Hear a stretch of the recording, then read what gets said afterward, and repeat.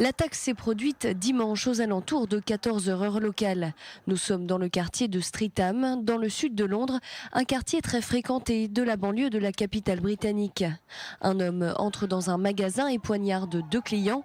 En ressortant, il s'attaque à une autre femme. Bilan, 3 blessés dont un grièvement.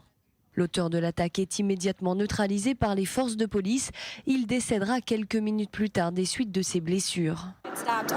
Je pensais que c'était des enfants qui se battaient, je ne savais pas que c'était une attaque terroriste et je l'ai compris seulement environ 15 minutes plus tard. On ne se sent absolument pas en sécurité évidemment. Je vis dans la rue d'à côté donc des choses se passent sur le pas de notre porte. Sudesh Aman, 20 ans, a été identifié.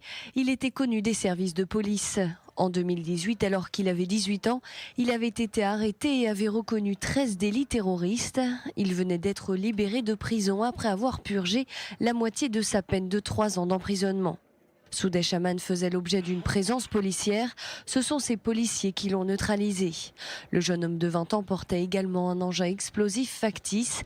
Pour les autorités, pas de doute, il s'agit d'une attaque liée au terrorisme et de nature islamiste.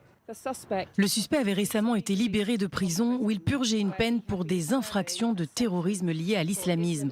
Les policiers ont vu qu'un engin était attaché à son corps et ont fait appel à des officiers armés pour faire face à la menace potentielle. Des cordons ont été mis en place et il a été rapidement établi qu'il s'agissait d'un canular. Le Premier ministre britannique réagit à cette nouvelle attaque. Merci à tous les services d'urgence qui ont répondu à l'incident de Streatham, que la police a déclaré comme lié au terrorisme. Mes pensées vont aux blessés et à tous ceux qui sont touchés.